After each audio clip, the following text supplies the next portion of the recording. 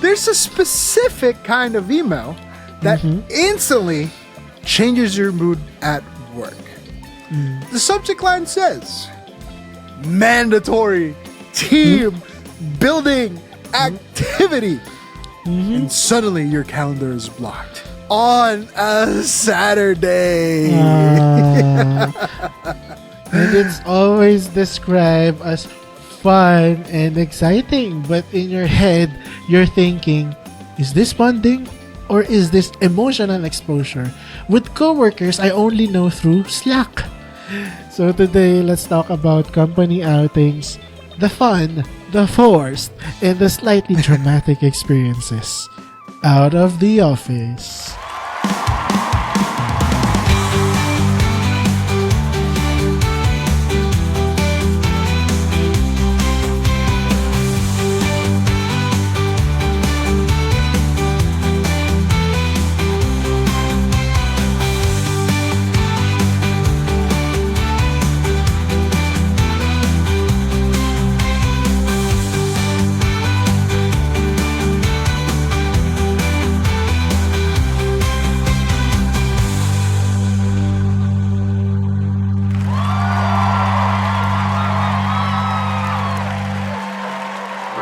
Alright, everybody, welcome back to another episode of Out of the Office. And today, we will be talking about the controversial mandatory team building activity. It's controversial. It is. Okay. It's controversial just because usually they schedule this on a Saturday. Like, come on, dude. Like, this should be, this should be during the weekday that you can get paid for. Correct. Because there are some companies that do these team building activities on a weekend and you're not going to get paid for it. It's insane. Oh, it's like the free food on your overtime. Exactly. Check out that episode. But, not everybody wants to, hang out with coworkers. And we need to respect that. They have their own lives. They got, life outside of work and they just want to come into work and work. That's it. You got to respect that. However, yes, if you are in management, you want those team building activities to boost morale, increase rapport between your employees, basically. Because again, like I mentioned in a previous episode, the most important resource in a company are the people. So if it's implemented right, it would be amazing. However, there's just a lot of moments where these team building activities are just blown way out of proportion. You were saying that the important resource of a company are its employees, right? Can I just remind everyone who went through a team building that you are indeed the most important resource of your company. Why? Because you are also the one assigned to reserve and research for a resort, to prepare the games and look for motivational speakers for your team building. Very important resource, right? Oh my gosh. Somebody's bitter. Oh yeah. I was even asked to put air in the inflatable pool. Oh, wow. So, would you say that that's your most memorable team building activity? Oh, yeah. Why? Just trauma? Just trauma. Because, they asked me, oh, Stephen, can you blow or inflate the inflatable pool? And then place it beside the swimming pool of the resort. Inflatable pool beside an actual swimming pool. Yeah. That was my reaction. Like, why? Why do we need to have an inflatable pool? Just throw all the balls on the kids' swimming pool and let all the employees swim. Right. And look for the balls for your game. I don't get why we had to bring an inflatable pool. Those Intex size, Intex brand, large size, round pool. I was blowing it by myself at 1 a.m. Oh my gosh. That's insane. Because the team building was 3 days. 3 days.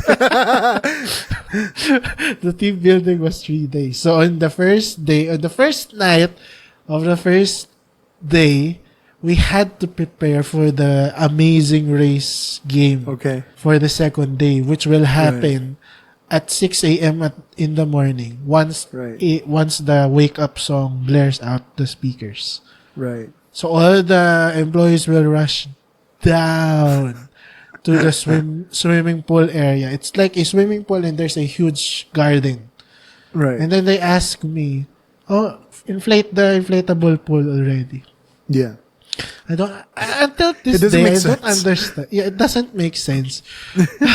I guess for me, the most memorable team building activity that I've ever attended, I remember that we went to like one of the provinces in the Philippines, and basically they rented out, because this is a common practice in the Philippines where usually they rent out like a resort or like one of those private pool houses, basically, with like rooms.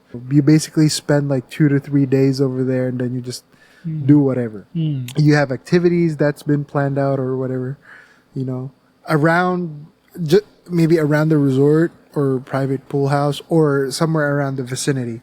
Anyway, for me, the reason why it was so memorable to me is just because we basically just drank. And I've gone past my drinking days. I don't drink as much anymore. But literally, like, all they did from morning to night was just drink and eat. I think we only did activities on the last day, but like, I guess Team so. building, huh? I know. Is it team building, or is just like, as we say in the Philippines, inuman session with a karaoke in the pool? Yeah. But I'm not against that type of team building.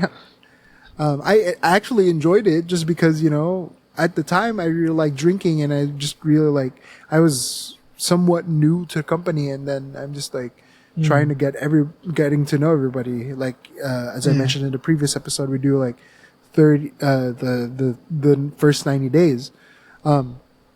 So just trying to get to know people during that team building was nice, just because now you know what makes them tick, and that's very important. There's also different types of team building activities or setups where, like in Stephen's case, it's the amazing race, right? And then for me, it's like there's just like drinking, karaoke, pool, whatever. There has been a team building activity that I've done. It wasn't for work, but it was back in university. But it's a team building for the organization I was part of, and we did like a talent show. So that's another part of like a team building where you can actually show off your skills that's not related to the job you work, the job that you do. So it's, for a lot of people, usually that's memorable, just because for them they have a hidden talent, like maybe they can sing or play the guitar. Then they're finally allowed to show who they are in front of people at work, but now let's look at the cons with that, just because you build camaraderie, you build trust between your employees. But actually, I was gonna say, I'm gonna go into the negative now too. Would you like to start it? I will lead you into that. After Okay, go ahead. When you were saying about your school org who had a team building, that's why I reacted like this, like, because I remember my school org. We were in Cavite. Okay.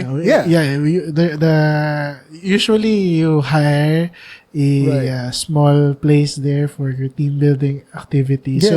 I was there with some of my friends and my classmates. So the school org, like, it has 100 people inside our org. So we were there. There is this team building. The first activity in the evening after we arrived is get to know each other.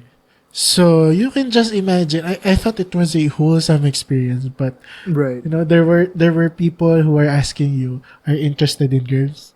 Are you interested in guys? Do you like That's hookups?" the usual. And I was like, "Oh, so this is college, okay."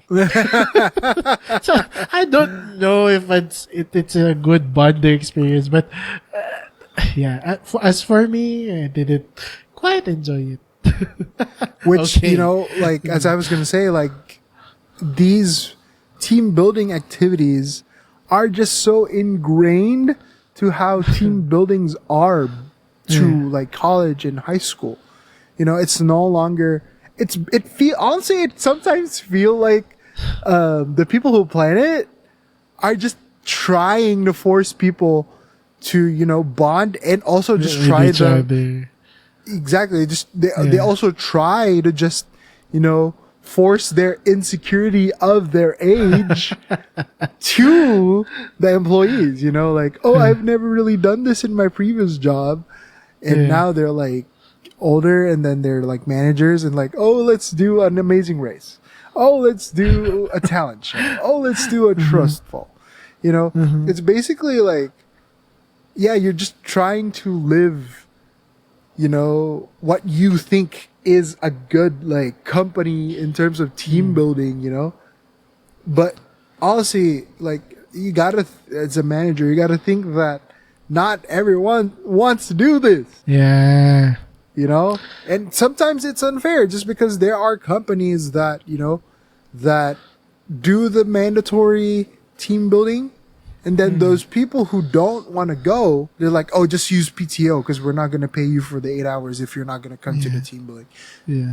Honestly, that's insane to me just because it's taking away the person's free will. I even oh, heard of companies guilt tripping their employees. Exactly. Who are They not do. who not joined, like when this happens Saturday, Sunday, and then when you come to the office on a Monday, you'll hear your boss, "Oh, where were you? You should have come with us.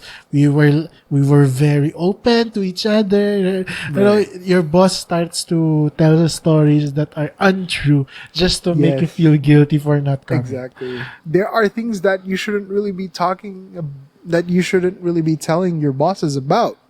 Nobody wants to know that you got wasted from drinking just 2 days ago. Like, nobody needs to know that. Just keep that to yourself. If you want to tell that to somebody, tell your friend, not people from work.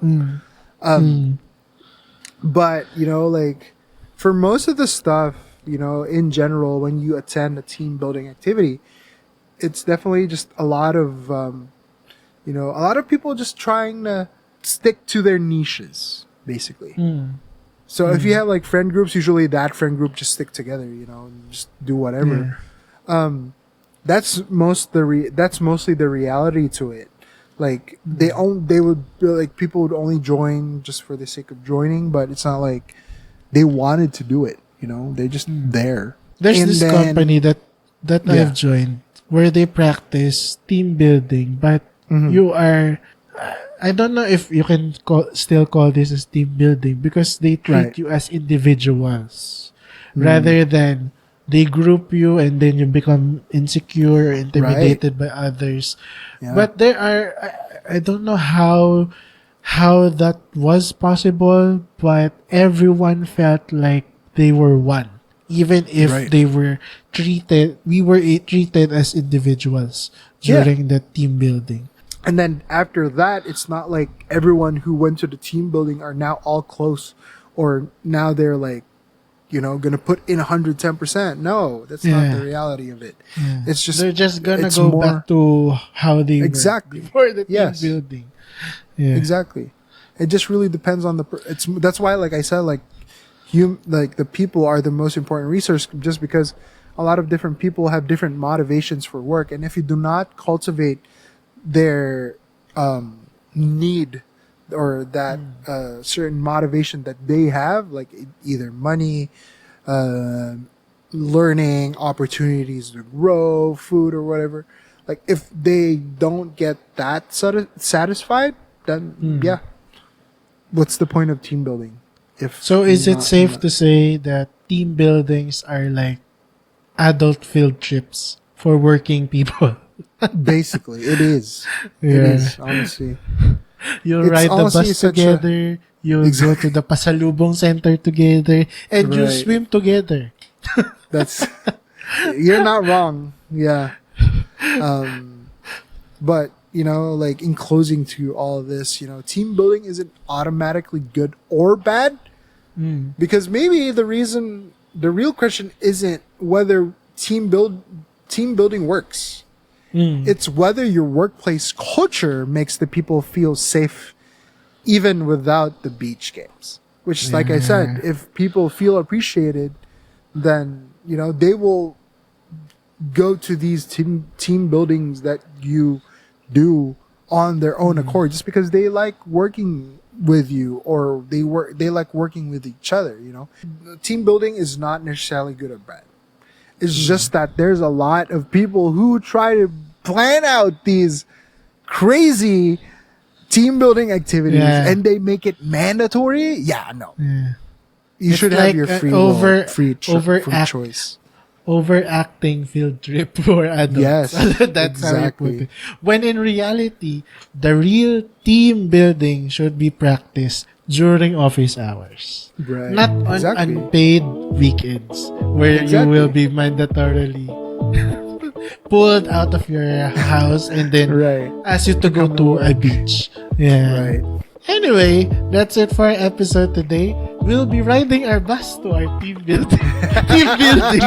2 people. Team building, 2 people. I have to fly. Make sure to subscribe and follow our YouTube channel for more fun conversations. I'm Stephen. Make sure you're also following us on Spotify and Apple Podcasts, and don't forget to give us a thumbs up over there as well. I'm Miguel, and we'll see you again next time. Bye-bye. Trustful. Trustful. Trustful.